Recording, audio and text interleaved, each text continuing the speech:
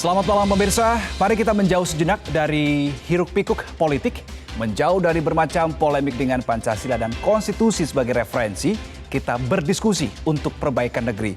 Membahas beragam isu kebangsaan, bukan kepentingan pribadi, kelompok, atau golongan. Visi Negarawan, program talk show yang mewadahi gagasan luar biasa, duduk bersama untuk memecahkan berbagai persoalan bangsa. Kali ini bersama saya, Reno Reksan. Dan untuk mengetahui apa sebetulnya tema diskusi kita di Visi Negarawan episode kali ini, kita saksikan tayangan yang berikut ini.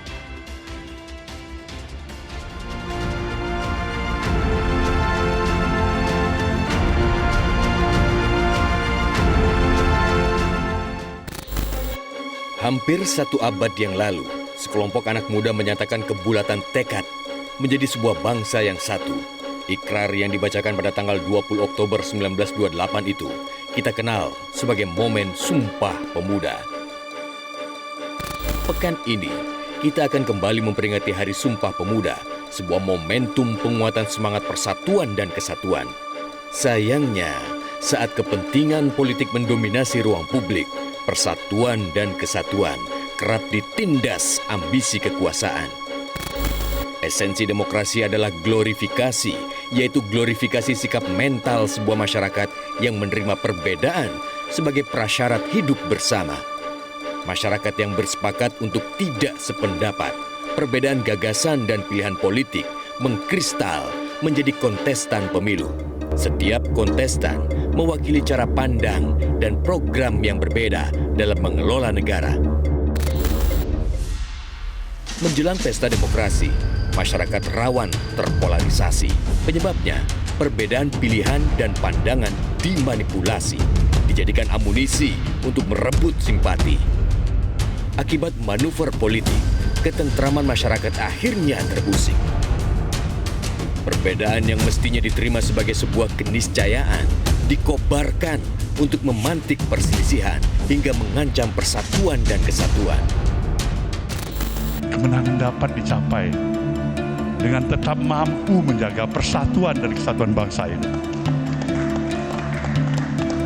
Dengan tetap memiliki bagaimana antusiasme kita, keyakinan kita, agar solidariti kita sesama anak bangsa tidak harus terpecahkan, tidak harus terusakkan oleh pemilu yang kita jalankan bersama. Kita sebagai bangsa sudah melihat langsung dengan mata kepala apa dampaknya bila politik berjalan tanpa etika.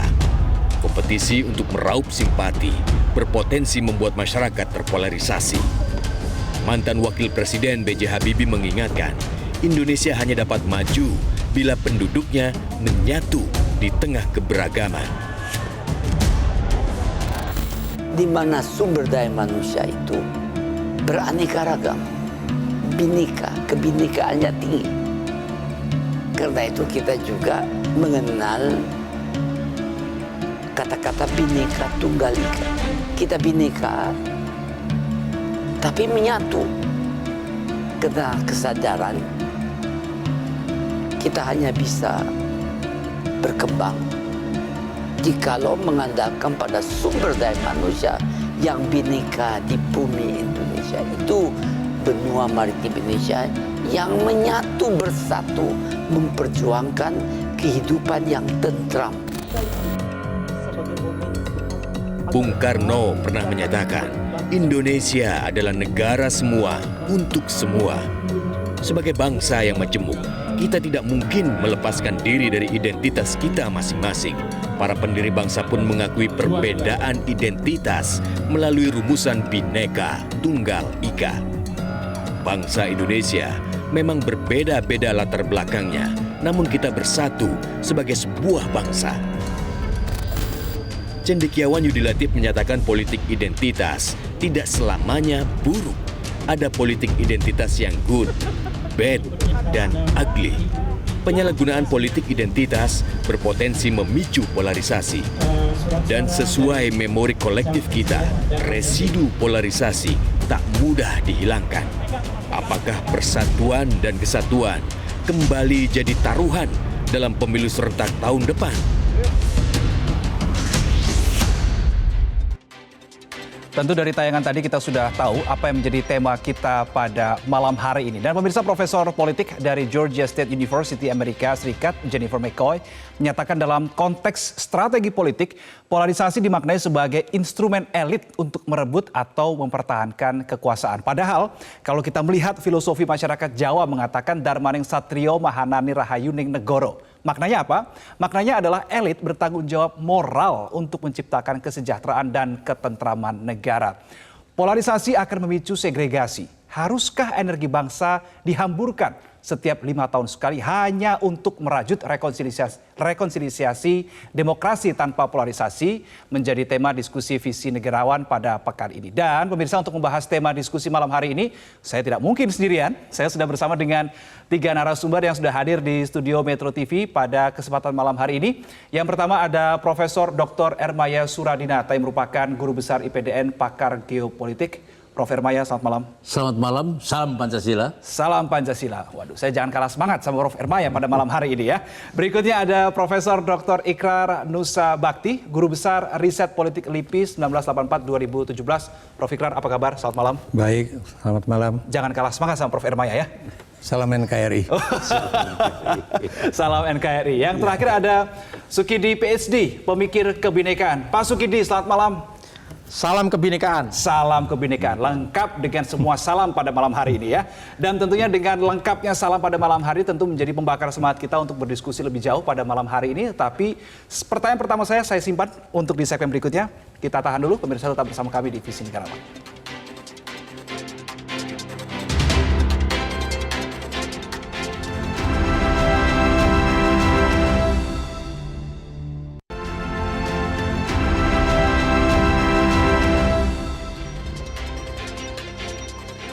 Pemirsa, terima kasih Anda masih bersama dengan kami di Visi Negarawan. Pertanyaan pertama untuk malam hari ini mungkin saya lontarkan ke Prof. Ikrar terlebih dahulu ya.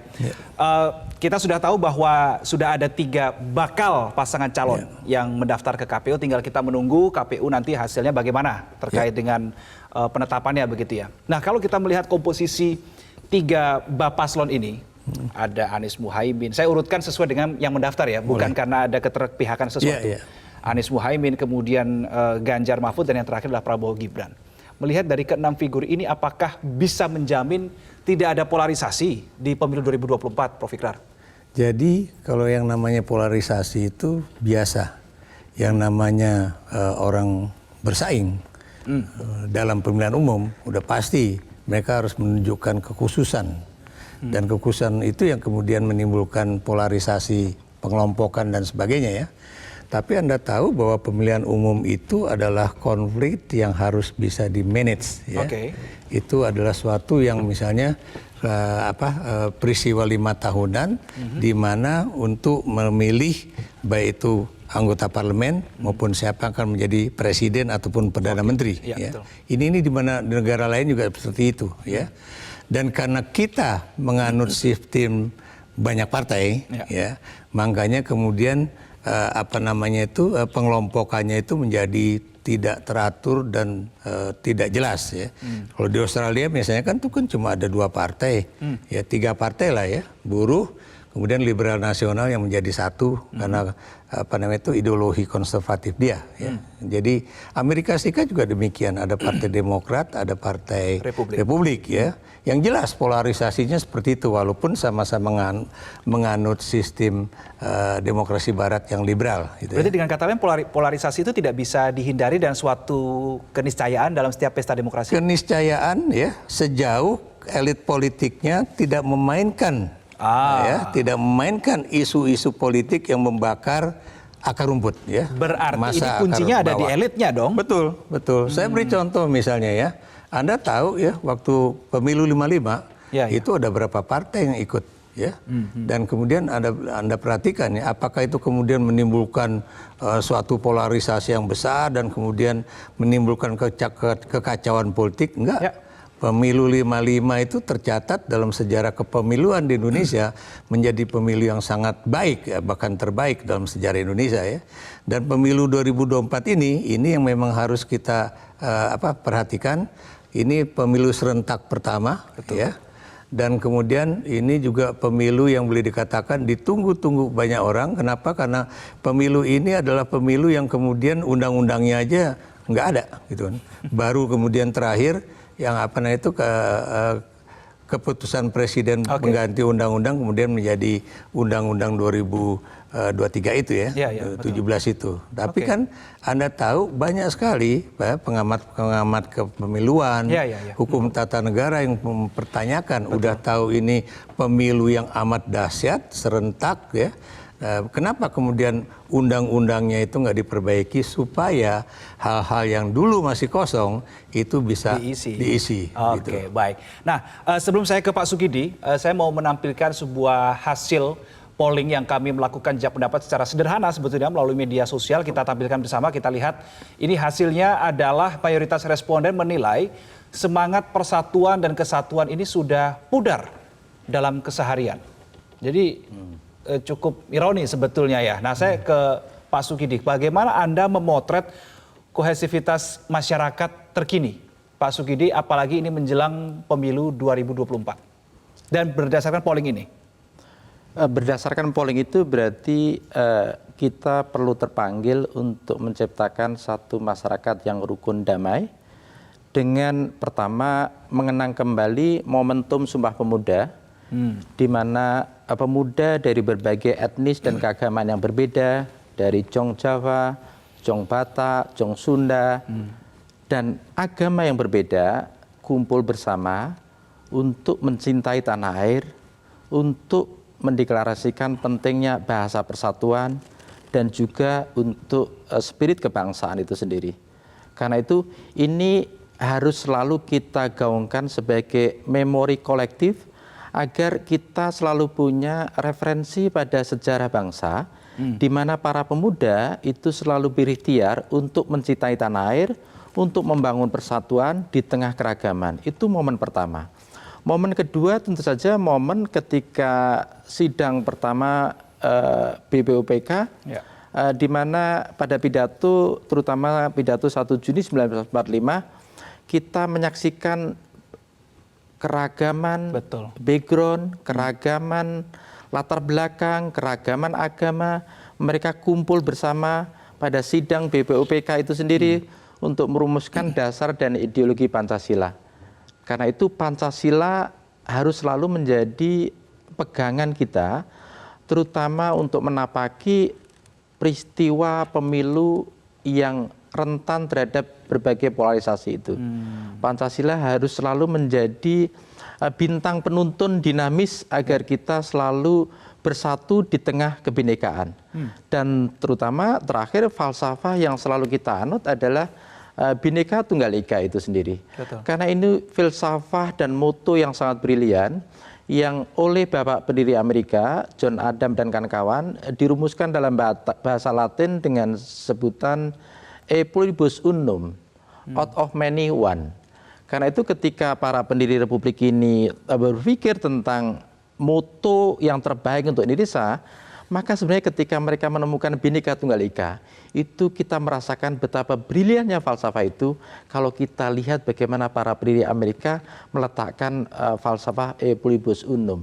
Itu artinya mereka memiliki satu kesadaran kebinekaan, bahwa bangsa ini memang berbineka dari segi apapun, tetapi kebinekaan itu selalu diikat dengan spirit persatuan itu sendiri. Karena itu seringkali orang merayakan kebinekaan tapi lupa spirit persatuan itu. Karena itu ini satu kesatuan yang tak bisa dipisahkan. Kebinekaan itu harus selalu diikat dengan tali persatuan dan kesatuan agar kita sebagai masyarakat selalu berpegang teguh pada spirit unity itu. Dan ingat pidato Bung Karno yang dicatat oleh Cindy Adams bahwa dengan persatuan inilah kita akan mencapai kemerdekaan Indonesia. Baik, saya ke Prof. Hermaya. Kalau kita melihat secara geopolitik, Prof, memang semua negara ini mencoba saling intip begitu ya kelemahan negara satu sama lain.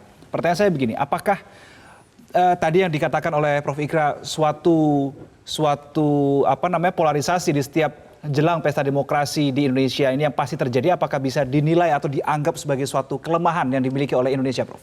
Ya, Kita ketahui bersama bahwa situasi dunia saat ini sedang memulai endemi COVID setelah pandemi COVID-19. Sehingga pengaruhnya terpenetrasi terhadap sikap perilaku manusia di seluruh dunia. Dan ini diakselerasi oleh perubahan iklim yang begitu ekstrim. Dan bahkan peperangan juga di Eropa belum terhenti. Ya, Ukraina, Rusia, tambah lagi dengan Israel dengan Hamas yang ada di jalur Gaza, Suriah dan seterusnya. Ini menunjukkan eskalasi, sinyal yang kuat dalam konteks perkembangan situasi daripada geostrategi dunia. Nah, sekarang mari kita lihat Indonesia berbarengan dengan rencana daripada bangsa Indonesia melaksanakan pemilu 2024 yang eskalasinya sekarang sudah mulai naik, meningkat, menghangat. Dan ini terlihat sekali negara-negara adidaya yang tadinya Amerika, Rusia itu sudah berlomba.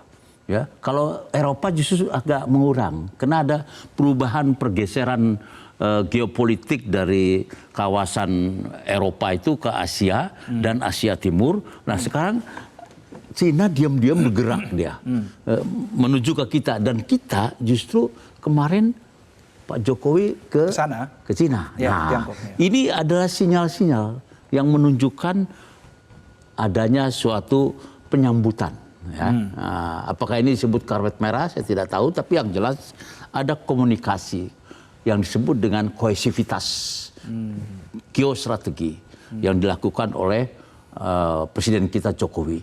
Nah, mari kita lihat fragment Zakir, seorang pengarang buku yang namanya The American World, itu berisikan di mana Amerika itu ingin menguasai dunia juga. Tetapi jangan lupa Tiongkok juga dia dengan klandestinnya lebih kuat daripada Amerika, sehingga penguasaan ekonomi dunia ini lebih pada bagaimana Tiongkok masif ke seluruh dunia. Jadi sebenarnya kalau kita mau lihat dari sisi geopolitik dan geostrategi dunia, Amerika ini sudah agak melemah dibanding dengan Tiongkok, ya, dengan Tiongkok. Nah, sekarang bagaimana perkembangan situasi ini akan bergerak terus memantau tentang perkembangan daripada Indonesia. Ini antagonistik daripada perkembangan situasi yang membuat narasi dan literasi yang salah terhadap persaingan-persaingan, manakala dari kandidat-kandidat ini bermusuhan satu dengan yang lain. Jangan-jangan bukan untuk bersatu. Iya, munculnya antagonistik tadi ada campur tangan dari luar juga. Belum tentu. Tetapi itu kena ledakan dari dalam, perubahan yang terjadi, komitmen yang terjadi, sehingga lahirnya persepsi-persepsi tentang kebenaran. Karena persepsi tentang kebenaran itu melupakan tentang kebenaran itu sendiri. Seolah-olah yang benar adalah persepsinya, bukan kebenarannya. Nah, ini berbahaya kalau diteruskan. Itulah makanya Bung Karno mengingatkan, seperti tadi Bung Surya mengingatkan perlunya etika politik. Dan bahkan Bung Karno mengatakan samenbondeling van alle krachten. Kalau kita bersatu, pemersatuan dan persatuan ini akan kuat. Tetapi kalau kita masing-masing berjalan ini, ini pecah kita nih. Oke, Prof. Hermaya, Pak Sugidi dan juga Prof. Ikrar, kembali saya ajak kita semua dan juga pemirsa untuk melihat lagi jejak pendapat yang kami lakukan. Kita tampilkan hasilnya ini ternyata terkait dengan apakah manuver politik para elit ini bisa memicu terjadinya polarisasi. Ternyata mayoritas responden dilihat di situ angkanya sekitar 82% itu setuju bahwa manuver politik itu para elit ini bisa memicu terjadinya polarisasi di masyarakat. Saya mungkin ke Prof. Ikrar yang tadi sudah menyinggung bahwa terjadinya polarisasi sudah pasti tidak bisa dapat dihindarkan, tapi ini tanggung jawab begitu ya. Nah, tapi sebetulnya saya mau tanya, apakah polarisasi itu menjadi kultur dalam pesta demokrasi, dalam kehidupan berpolitik kita? Jadi gini ya, namanya kita, maksud saya 3 kelompok ini ya, 3 kelompok yang calon presiden dan wakil presiden itu tentunya memiliki pendukungnya sendiri. Nah itu yang saya bilang bahwa inilah polarisasi. Dan itu biasa di dalam suatu pemilihan umum. Cuma persoalannya apakah elit-elit politiknya itu menyuarakan permusuhan atau persatuan. Itu yang harus diingat ya. Dan kalau saya lihat seperti itu sebetulnya saya berani mengatakan kalau misalnya ya masyarakat akar rumput ya, kemudian organisasi-organisasi kewargaan ya, itu kuat ya, itu mereka tidak bisa diintervensi untuk diadu domba. Ya. Termasuk juga kalau masyarakat Indonesia, sekeras apapun usaha para elit ya, sekuat apapun misalnya orang asing atau negara asing ingin menghancurkan Indonesia dengan berbagai taktik dan strategi, kalau kemudian persatuan dan kesatuan di kalangan rakyat Indonesia itu kuat ya, itu yang kita berbeda-beda tapi tetap satu, bahwa kita misalnya menghadapi ancaman dari luar ya, itu saya yakin Indonesia itu akan tetap satu. Ini yang harus kita perhatikan ya. Semua intervensi dari atas itu tidak akan berhasil selama persaudaraan di antara rakyat Indonesia itu masih sangat kuat ya. Dan Anda jangan lupa ya, sebetulnya elit politik itu kan memainkan isu-isu politik yang kadang-kadang memang destruktif ya. Kenapa saya katakan demikian? Padahal kalau Anda lihat itu rakyat apakah mereka itu benar-benar terpolarisasi di dalam kubu-kubu politik yang berbeda. Saya beri contoh misalnya ya, dalam sejarah Indonesia ya, cuma ada 2 partai politik di era reformasi ini ya yang pernah jadi oposisi ya. Itu adalah PDIP dan Gerindra ya. Kemudian sekarang Partai Demokrat ya.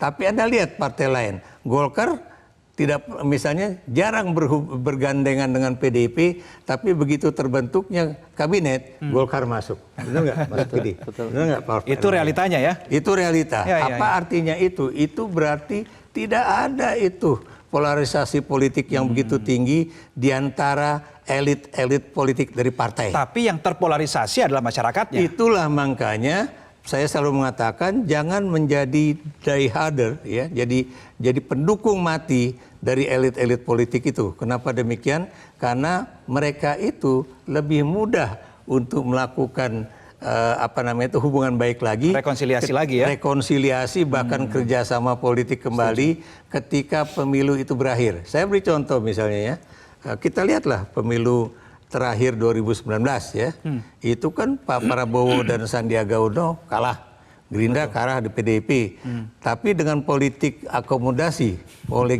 akomodatif dari Pak Jokowi dan juga PDIP supaya kita ini nggak ancur-ancuran, makanya ditawarilah. Itu Bung cuma ada 1 dalam sejarah dunia. Ya. Bener baru kali ini itu ya. Cuma ada sekali. Awalnya oposisi jadi kawan kemudian. Betul ya. Jadi makanya saya nggak kaget kalau kemudian Amin Rais bilang kalau begini nggak usah ada pemilu aja, gitu kan. Masa dua kontestan yang berhadapan-hadapan sebagai calon presiden wakil presiden tiba-tiba masuk ke dalam kabinet. Gitu kan. Baik, gitu. Semakin menarik perbincangan kita pada malam hari ini. Kita akan lanjutkan nanti seusai headlines pukul 22. Tapi saya ingin menutup segmen ini dengan hasil jejak lagi pendapat sederhana melalui media sosial yang hasilnya mayoritas responden menilai politik identitas adalah sesuatu yang buruk. Nah ini kami akan jadikan pembahasan di segmen berikutnya. Tetap bersama kami di Visi Negarawan.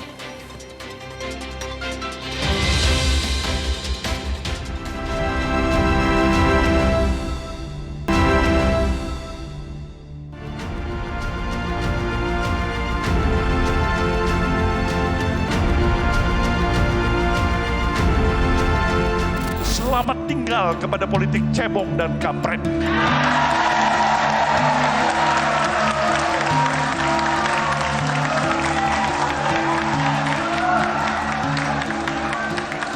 Politik yang memang mengadu domba, memecah belah. dan merusak semua sistem nilai kebangsaan kita.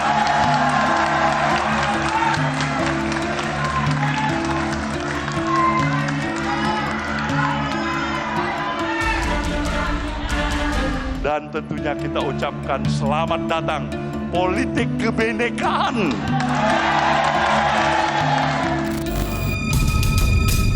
Menurut filsuf Italia Machiavelli, politik adu domba adalah strategi untuk mencapai dominasi politik dengan efisien. Kekuatan besar mudah ditaklukkan jika dipecah dalam kelompok kecil. Pelaku politik adu domba harus mampu membelah dan mempertahankan pembelahan dalam komunitas-komunitas yang berlawanan dengan mempertentangkan nilai, diskriminasi, dan identitas. Politik adu domba alias divide et impera menjadi strategi untuk menjajah Indonesia. Apakah kini, setelah sekian puluh tahun merdeka, kita masih terjebak dalam politik adu domba? Dinamika politik Indonesia tidak dapat lepas dari kepentingan geopolitik. Laporan investigasi Minpress News misalnya mengungkap dugaan intervensi Badan Intelijen Amerika Serikat dalam pemilu 2024. Sejumlah tokoh dan akademisi juga mewanti-wanti bahaya kepentingan asing menyusup dalam pemilu 2024. Indonesia memiliki peran strategis di kawasan, baik secara geografis, ekonomi, maupun politik. Sumber daya alam yang melimpah selalu menjadi incaran bangsa lain. Pengalaman ratusan tahun membuktikan, bila terpecah belah, kita mudah dikalahkan. Namun dengan semangat persatuan, kita mampu mengalahkan lawan yang lebih kuat. Ya, pemirsa, kita sudah masuki segmen ketiga dari Visi Negarawan. Untuk mengawali segmen ini, saya ingin bertanya ke Pak Sukidi ya. Karena pertanyaan ini sangat relevan dan sangat cocok kalau dijawab oleh Pak Sukidi. Nah, ini menurut Pak Sukidi bagaimana kita bisa memaknai suatu gagasan politik kebinekaan? Tadi sudah Anda singgung sudah soal kebinekaan tadi, tapi mungkin kita bisa dive in lagi, kita bisa menyelam lebih dalam lagi, Pak Sukidi. Pertama tentu saja politik kebinekaan itu adalah politik yang memang didesain oleh para pendiri Republik ini dengan satu kesadaran bahwa Indonesia ini berdiri tegak di atas fondasi kebinekaan. Jadi fondasi kebinekaan itu harus selalu menjadi spirit kita dalam setiap usaha untuk memajukan Republik. Jadi kesadaran bahwa kita memang berbineka dari segi apapun, dari segi agama, dari segi etnis, dari segi latar belakang, dari segi suku dan seterusnya. Tapi kebinekaan itu selalu diikat oleh spirit persatuan, diikat oleh spirit bersamaan, diikat oleh spirit untuk saling memahami satu sama lain semata-mata demi kemajuan Republik ini. Itu pertama. Yang kedua, politik kebinekaan ini harus mengakhiri polarisasi dari segi apapun. Bahwa polarisasi itu tidak produktif untuk kemajuan bangsa itu, karena itu kita harus memberikan satu makna baru bahwa perbedaan apapun, terutama preferensi politik yang berbeda, agama yang berbeda, semua itu bagian dari kehendak Tuhan. Bahwa Tuhan menciptakan kita memang berbeda dari segi apapun. Tetapi ingat, pesan Tuhan, perbedaan itu adalah selalu ingin diambil hikmah agar kita saling mengenal satu sama lain. Lita'arofu. Lita'arofu itulah yang ditekankan oleh Bung Karno pada pidato di BBB tahun 1960, pidato yang dimulai dengan kutipan surat Al-Hujurat itu sendiri.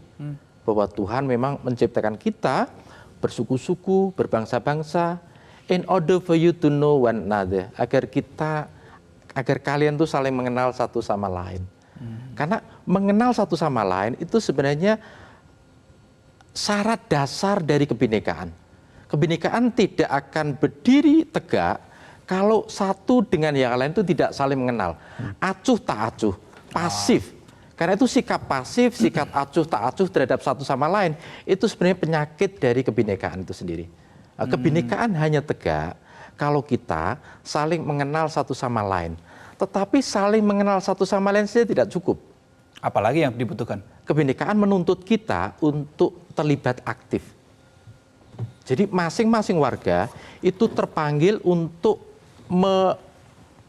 majukan Republik ini sebagai satu mosaik indah Indonesia. Indonesia sebagai satu negara yang fondasinya kebinekaan, tetapi selalu diikat dengan spirit persatuan itu sendiri. Karena itu saya selalu menggelorakan bahwa pentingnya kita menjiwai satu kesadaran kebinekaan ini agar kita semua selalu memberikan respek yang setara kepada semua warga negara, apapun backgroundnya, apapun agamanya. Lah spirit kesetaraan, terutama equal respect ini, respect yang setara, ini adalah penghormatan tertinggi pada the dignity of human being. Kehormatan, harkat dan martabat manusia, dan itu saya kira puncak dari kemanusiaan itu sendiri. Bahwa kemanusiaan itu selalu melahirkan sikap respek yang setara kepada setiap warga negara, setiap manusia, karena mereka by virtue of being human, hanya karena mereka menjadi manusia, itu saja cukup untuk kita memberikan respek yang setara. Oke, baik. Sekali lagi saya akan ajak kita semua untuk kembali melihat suatu jejak pendapat yang kembali kami lakukan di media sosial. Kita bisa tampilkan hasilnya. Sebuah pertanyaan, Anda percaya negara asing selalu berupaya melemahkan Indonesia? Lagi-lagi ya, 84% atau mayoritas responden percaya bahwa negara asing selalu berupaya melemahkan Indonesia. Nah, kalau saya ingin tanyakan ke Prof. Ermaya, sebagai negara dengan posisi dan juga peran strategis di kawasan begitu ya. Dinamika politik seperti yang sudah kita bahas sebetulnya tadi selalu menjadi sesuatu yang diamati oleh negara-negara lain. Pertanyaan saya mungkin sedikit saya ubah. Negara mana yang harus paling diwaspadai oleh Indonesia pada saat ini? Ya, kita ketahui bersama bahwa apa yang disebut dengan Asia Pasifik itu sudah dirubah sekarang dengan Indo-Pasifik. Perubahan ini dikendaki dan bahkan diminta oleh Amerika. Dan itu US Vacom dulu di Hawaii itu. Dan tentu ada kepentingan-kepentingan. Dan itu kita ketahui bersama juga bahwa negara-negara yang eksis di kawasan Asia Pasifik ini, yang sekarang disebut dengan Indo-Pasifik, itu mempunyai peran yang begitu penting, sehingga pada saat kita melakukan latihan pendidikan di Indo-Pasifik, yang selalu ditampilkan adalah Indonesia. Tempat untuk pelatihannya adalah Indonesia. Antara Amerika dengan Tiongkok, tempatnya di Indonesia. Jelas Indonesia begitu sangat penting. Sentral sekali posisi dia. Ya, bagi Amerika sangat penting sekali. Dari sisi posisi yang sangat strategis ini juga dimanfaatkan oleh China. Sehingga atau oleh Tiongkok tadi di bidang ekonominya, sedangkan sisi posisinya oleh Amerika selain ekonomi. Indonesia itu kalau terjadi hipertensi politiknya tinggi saat ini justru yang diuntungkan adalah negara lain. Oleh karena itu kita harus solid di dalam. Apapun yang terjadi harus menurunkan tensi politik. Dalam arti hipertensi ini harus diwaspadai karena akan membawa kerugian bagi pemersatuan dan persatuan bangsa. Yang dirugikan adalah rakyat. Oleh karena itu elit-elit politik yang ingin berkuasa harusnya tidak mengorbankan masyarakat, tetapi mempersatukan bagaimana masyarakat untuk memilih yang terbaik bagi pemimpin di masa yang akan datang, melanjutkan kepemimpinan di masa yang akan datang. Ini yang saya maksud dengan sinyal hipertensi politik, kondisi waspada saat ini. Untuk dijadikan pemersatu bagi bangsa Indonesia. Dan ini ada kuncinya. Kuncinya adalah Bhinneka Tunggal Ika sudah dijadikan dasar oleh Perserikatan Bangsa-Bangsa, Sekjen PBB Antonio Guterres itu sudah mengumumkan seluruh dunia bahwa Bhinneka Tunggal Ika itu bisa dijadikan semboyan dalam membangun suatu bangsa. Kenapa? Karena di dalamnya menghormati perbedaan-perbedaan, mencintai sesama manusia. Bahkan tadi Pak Sukidi mengatakan bahwa hubungan kita dengan Tuhan pun harus dihormati. Bung Karno pernah menyatakan bahwa a head good, ya, hip, both heal and a love untuk bagaimana mencintai neighbor love, bagaimana kita mencintai Tuhan di atas segalanya, dan kita mencintai sesama manusia tetangga itu seperti mencintai love yourself, mencintai dirinya sendiri. Ini adalah sesuatu yang harus kita sampaikan, kedamaian ini kepada seluruh masyarakat. Nah, berlombalah para calon-calon pemimpin ke depan untuk bagaimana menumbuh kembangkan perdamaian dunia dari Indonesia yang akan dijadikan contoh bagi negara-negara lain di dunia. Oke, luar biasa jawaban dari Prof. Erma ya. Kita kembali lihat hasil polling yang kami sudah lakukan. Bisa tolong dibantu tampilkan teman-teman. Ketika ada pertanyaan, Anda percaya ada penyusupan kepentingan negara asing dalam politik nasional? Lagi-lagi mayoritas responden mengaku percaya. Bahkan kalau saya lihat ini angkanya mungkin yang paling besar di antara pertanyaan-pertanyaan sebelumnya, 88%. Saya akan ke Prof. Ikrar. Negara secanggih Amerika saja kalau kita bisa melihat ya, pilpresnya ini bisa dalam tanda kutip diobok-obok atau dicampuri lah oleh Rusia. Belakangan sejumlah akademisi dan menteri bahkan mewaspadai penyusupan kepentingan asing dalam pemilu 2024. Kekhawatiran ini valid tidak, Prof. Ikrar? Valid, ya. Jadi begini ya, kalau kita lihat perkembangan kita di Indonesia ya, dari 2 dekade, kemudian peristiwa 65 sampai 67, ya. Anda tahu di situ siapa yang diuntungkan? Amerika dan Eropa. Indonesia jadi bancaan, ya, dengan keluarnya Undang-Undang Nomor 1 1967 tentang penanaman modal asing, ya. Sayangnya yang tanda tangani undang-undang itu adalah Bung Karno yang sudah menjadi tahanan rumah di Wisma Yassu, ya. Tapi Anda tahu dengan undang-undang itu masuklah asing, ya.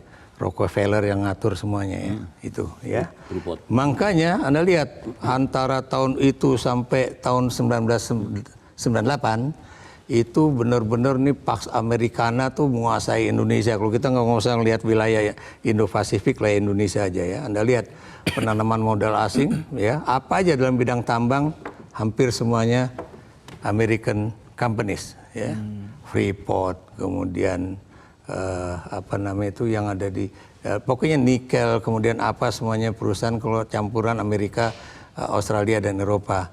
Sejak 98 Anda tahu mulailah berkurang ya, khususnya antara 2014 sampai sekarang. Kenapa demikian? Karena Presiden Jokowi waktu itu ingin take it back ya, ambil alih yang dulu dikuasai asing khususnya Amerika Serikat ya. Saya beri contoh Freeport ya. Sekarang 51% milik Indonesia akan bertambah ya. Anda lihat ya dalam bidang perminyakan ya, apa yang dulu punyanya Caltex, apa yang dulu punyanya Amerika satu persatu itu dikembalikan ke Pertamina. Tapi persoalannya apakah kemudian kita di dalam negeri itu juga bisa nggak saling apa namanya itu adu kekuatan untuk menguasai kayak sekarang. Blok Marcella sampai sekarang belum beres ya. Karena apa? Karena ada faktor domestik ya. Bukan internasional Jepang ya, tapi justru ada pengusaha atau penguasa Indonesia itu yang berebut untuk itu. Jadi ini bukan mustahil ya, untuk tahun 2024 ini memang ada juga yang ingin mengembalikan kembali masa kemasan mereka ya, dan jangan kaget ya, makanya seorang peneliti di Center for Southeast Asian Studies ya, itu Made Supriyatna mengatakan ya, akan banyak uang yang masuk digelontorkan dari berbagai negara dan di-pool di Singapura ya, dan masuk untuk mempengaruhi karena aksesnya paling dekat dengan Indonesia politik Indonesia. Nah, itu tadi adalah kekhawatiran yang disebut oleh Prof. Ikrar sebagai suatu hal yang valid. Saya ingin kembali ke Prof. Ikrar lagi. Ya. Kita belum masuk masa kampanye, karena masa kampanye masih di bulan November ya. Tapi saat ini narasi-narasi yang sudah berkembang seperti cawe-cawe, kemudian dinasti politik, lompat partai, kemudian datang tampak muka, pulang tampak muka, dan seterusnya. Ini sudah menghiasi narasi-narasi perpolitikan kita. Menurut Anda, ini bisakah menjadi suatu bibit kecil terjadinya polarisasi yang antagonistik tadi, kalau bahasanya Prof. Erma ya? Sekarang yang saya mau nanya, yang melakukan polarisasi itu siapa? Kan elit kan. Ya. Kita yang namanya rakyat itu tidak pernah ikut serta di dalam penentuan siapa menjadi calon presiden, siapa yang menjadi calon wakil presiden. Karena partai-partai politik di Indonesia itu kecuali Partai Demokrat yang pernah melakukan konferensi nasional memilih calon presiden dan wakil presiden, tapi itu pun nggak jalan. Kalau kita kayak Amerika, itu baik itu Republik maupun Demokrat itu melakukan konferensi nasional, barulah itu bisa dinyatakan rakyat ikut menentukan. Tapi enggak, kita disodorin sama si elit-elit politik juga yang nggak pernah mau tahu tentang apa kata rakyat mengenai mereka ya. Yang maksud saya mengenai siapa yang akan menjadi calon presiden dan wakil presiden, ini cuma dikasih sodoran, ini loh kamu pilih kan. Makanya itu nggak mungkin rakyat itu kemudian dikatakan sebagai pemilik kedaulatan. Kita nih rakyat belum menjadi pemilik kedaulatan di dalam menentukan siapa yang akan menjadi calon presiden dan wakil presiden. Karena kedaulatan itu masih driven by elit. Betul, makanya kalau menurut saya itu makanya rakyat harus sebenarnya tadi saya katakan organisasi-organisasi kewargaan ya, kemudian juga kami sendiri sedang bergerak kembalikan Indonesia padaku. Kembalikan kedaulatan rakyat itu kepada rakyat supaya kita benar-benar menentukan siapa yang akan kita pilih menjadi presiden dan wakil presiden. Kenapa gitu? Karena sampai sekarang aja rakyat cuma disodorin aja nih loh kuenya yang harus lo makan pada 14 Februari yang akan datang. Jadi itu. Jadi gini loh. Jadi mau tidak mau mereka makan itu. Betul. Jadi saya kembali ke Pak Sukidi itu ya. Benar ya bahwa gini, kalau Anda baca baik-baik Declaration of Independence Amerika, itu kan kalimat yang terkenal itu ya, saya ini dari guru saya waktu saya masih SMA di Denpasar, dia bilang, we hold this truth to be self-evidence that all men are created equal, ya, setara, sama. That they're endowed by their creator with virtue inalienable rights. Among these rights are life, liberty, and pursuit of happiness. Kita ini benar-benar bisa mendapatkan life, liberty, and pursuit of happiness, tau nggak? Ya, kita setiap tadi saya katakan masa 23 tahun sekali, 32 tahun sekali, sekarang 25 tahun lagi. Kemudian kita harus balik lagi demokrasi kita. Padahal kita katanya udah sampai ke konsolidasi demokrasi yang kalau misalnya 4 kali pemilu lagi kita akan mencapai demokrasi yang mapan ya, atau mature demokrasi. Ini nggak pernah tercapai kalau kemudian elit politiknya selalu memainkan yang mengembalikan lagi ke titik awal. Balik lagi dari titik awal. Baik, nanti kita masih akan sambung di segmen berikutnya. Pemirsa, saya tutup segmen ini dengan suatu hasil polling yang ternyata mayoritas responden mengaku pernah terjebak mempercayai narasi politik provokatif. Kami akan kembali sesaat lagi untuk Anda.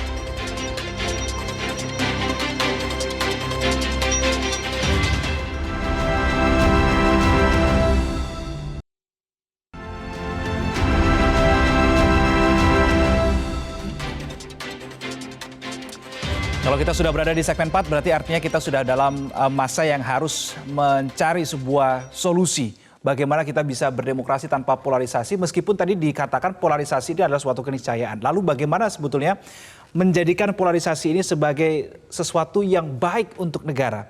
Apakah bisa? Prof. Ikrar dulu. Bisa, ya. Bung Karno mengajarkan pada kita ya. Tadi kalau Mas Sukidi bilang semua untuk semua, ya. Juga Bung Karno mengatakan satu untuk semua, satu Indonesia untuk semua rakyat Indonesia, tapi juga semua orang Indonesia untuk satu Indonesia di sini. Dan kita harus mengingatkan mereka bahwa Sumpah Pemuda itu adalah penerimaan anak-anak Indonesia pada saat itu yang mereka mengakui bahwa kita itu berbangsa satu. Ya. Dan ada jangan lupa ya, tadi kalau Mas Kidi bilang bahwa kita saling mengenal, sebenarnya enggak juga. Maksud saya gini, kita ini adalah imagine community, kata Benedict Anderson. Ya. Bangsa itu imagine community yang tidak saling mengenal secara face to face dan sebagainya, tapi kita tahu inilah Indonesia seperti yang generasi Sumpah Pemuda itu katakan. Kita mengaku bertanah air satu, berbangsa satu, kemudian menerima atau menghormati bahasa persatuan yaitu Indonesia.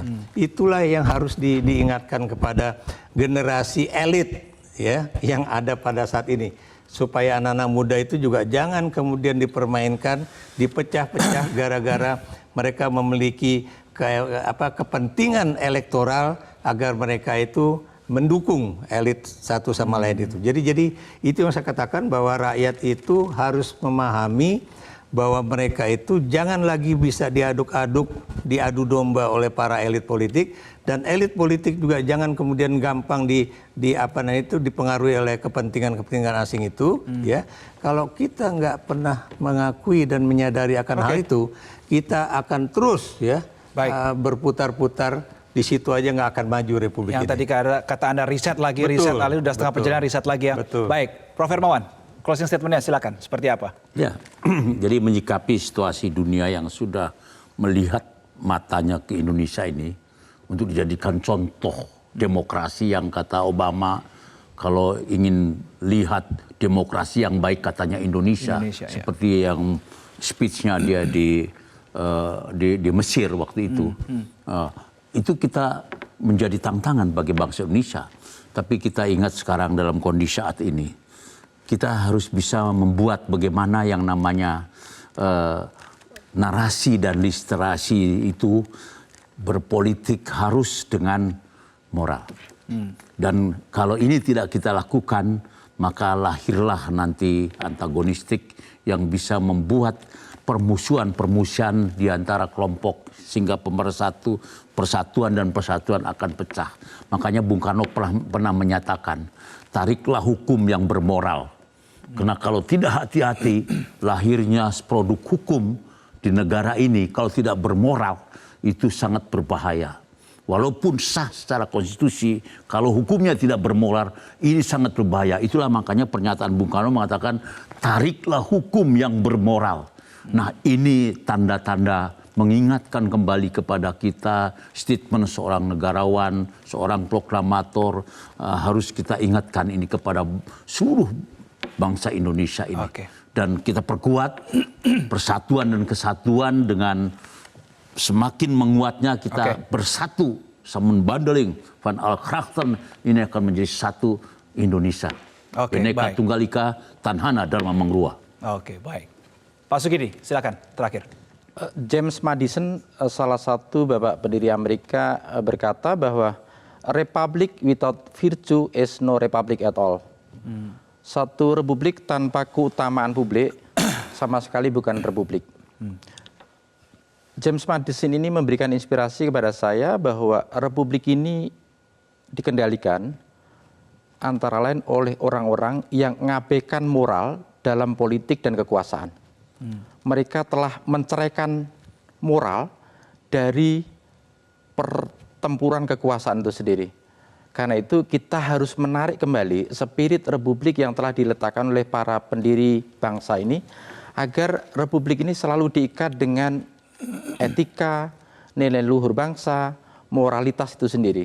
Karena republik tanpa moral, tanpa etika, tanpa nilai, itu telah kehilangan spirit republik itu sendiri. Ingat Edward Gibbon yang begitu terkenal dalam menulis tentang peradaban Romawi, salah satu akar utama di balik kejatuhan peradaban Romawi itu adalah kehilangan public virtue, kehilangan keutamaan publik itu sendiri.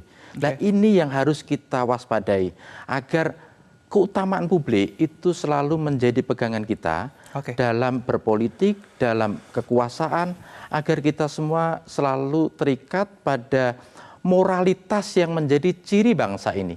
Karena seperti kata Bung Karno, republik ini didirikan sebagai negara berketuhanan. Karena itu spirit nilai ketuhanan, spirit nilai Pancasila, dan spirit nilai kebinekaan itu harus selalu menjadi ikatan bersama, agar kita menjadi bangsa yang beretika Pancasila dan sekaligus menjadi bangsa yang maju itu sendiri. Baik, Pak Sukidi, Prof. Hermaya, Prof. Ikrar, terima kasih sudah berbagi perspektif pada malam hari ini. Ketika memang polarisasi yang tadi dikatakan oleh Prof. Hermaya tidak bisa dihindarkan, tapi kita bisa mencegah supaya polarisasi yang terjadi sifatnya bukan antagonistik. Gimana caranya? Jangan fanatik pada figur, fanatik pada kepentingan negara. Saya Reno Reksa pamit undur diri. Sampai jumpa.